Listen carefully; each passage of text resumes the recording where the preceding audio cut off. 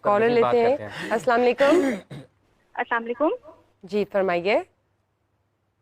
مجھے مفتی صاحب سے رائے لینی تھی اور تھوڑی سی ہیلپ چاہیے تھی مجھے ان کی اس معاملے میں کہ میں شادی شدہ ہوں پچھلے 3 سال سے، لیکن میں جہاں پہ جاب کرتی ہوں وہاں پر مجھے کوئی اور پسند ہے.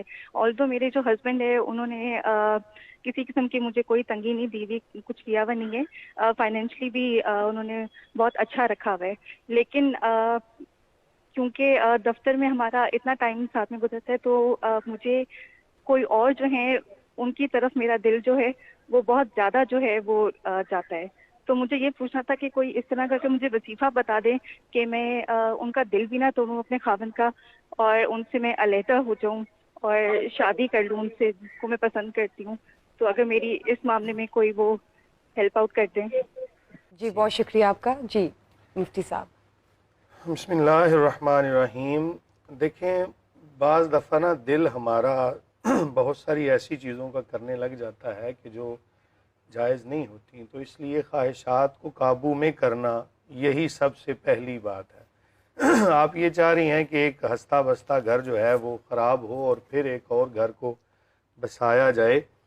میں آپ کو حدیث سناتا ہوں، اگر آپ کو سمجھ آ جائے تو. حضور نبی کریم صلی اللہ علیہ وآلہ وسلم فرماتے ہیں کہ جب کوئی خاتون عذر شرعی کے بغیر طلاق کا مطالبہ کرتی ہے تو وہ جنت کی خوشبو بھی نہیں سونگھ پائے گی. تو اگر تو آپ سمجھتی ہیں واقعی آپ کا عذر شرعی ہے، اور عذر شرعی یہ بھی بن سکتا ہے کہ بالفرض آپ اپنے خاوند کے پاس ہیں اور آپ کو وہاں پہ جا کے بھی تو خیالات کسی اور جانب خیالات کا پرندہ پرواز کرتا ہے، تو آپ اس گناہ سے خود کو بھی بچانے کے لیے اور اپنے جو خاوند ہیں ان کو بھی بچانے کے لیے ایک مناسب طریقے کے مطابق بات کر لیں. میرے خیال سے پہلی بات جو ہے وہ زیادہ مناسب ہوگی کہ آپ گزارا کریں. دیکھیں گھر کو خراب کرنا اللہ تعالیٰ کے ہاں ناپسند جو جائز کام ہے نا ان کاموں میں ناپسندیدہ کام طلاق ہے. تو ایک گھر کو اجاڑ کے تو آپ دوسرا گھر بسائیں، کیا گارنٹی ہے کہ آپ وہاں پر بھی ٹھہر پائیں گی؟ کیونکہ اگر خیالات کے پیچھے بندہ چلے نا، خواہشات نفسانی کے پیچھے، تو یہ تو کہیں پہ جا کے بھی رکتی نہیں ہے.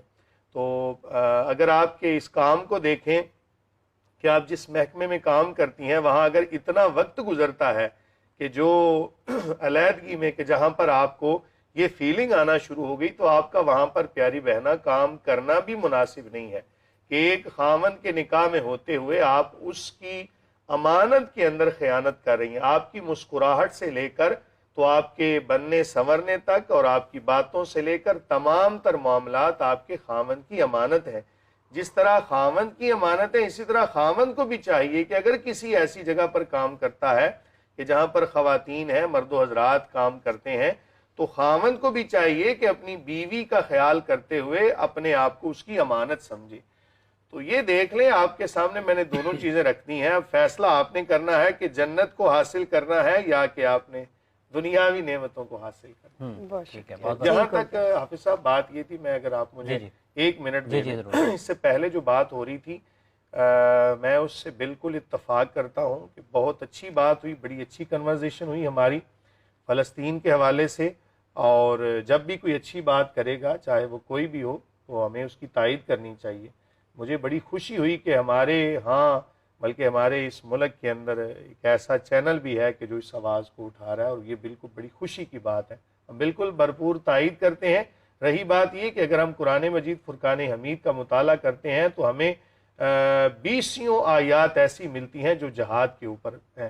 حافظ صاحب، حضور نبی کریم صلی اللہ علیہ وآلہ وسلم کی سیرت سے جو ہٹلر نے سبق حاصل کیا تھا نا، آج وہ قومیں کامیاب ہیں.